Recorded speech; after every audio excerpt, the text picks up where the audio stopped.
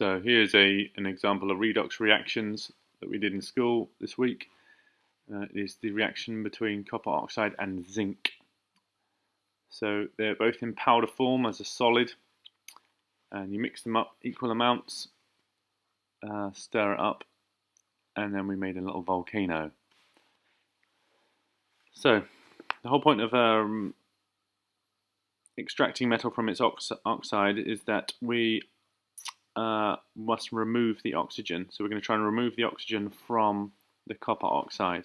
When oxygen is removed from a compound, the compound is said to be reduced. So we're going to try and reduce the copper. Oxidation is the gain of oxygen by a substance. Reduction is the loss of oxygen from a substance. So we're going to try and reduce the copper. We're going to try and oxidize the zinc. The zinc is more reactive and therefore should displace the copper from its oxide with a bit of heat.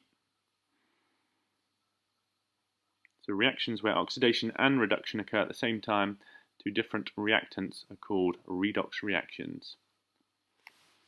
So here's me blasting it with a Bunsen burner to get a activation energy enough for this chemical reaction to occur.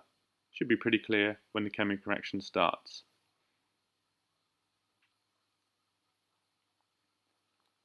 Lots and lots of energy released, lots of gas released, certainly a colour change, change of property, new products formed. So this is a redox reaction and a displacement reaction. It's a huge amount of energy released, all up the fume cupboard luckily. Lots of smoke, but we used the blast screen so everybody was safe in that environment. And then you get this sort of chemical energy, the residual energy left from that last bit of that chemical reaction happening. So even though we removed the external energy input, we've got some residual energy as heat from and light from the chemical energy stored. So we had copper oxide plus zinc. We gave it enough energy for it to activate as a chemical reaction to form zinc oxide and copper. This was a displacement reaction. So the zinc has been bonded to oxygen and is oxidized. The copper oxide has been reduced to form copper. Hope this video is useful. Like, subscribe, ask me questions.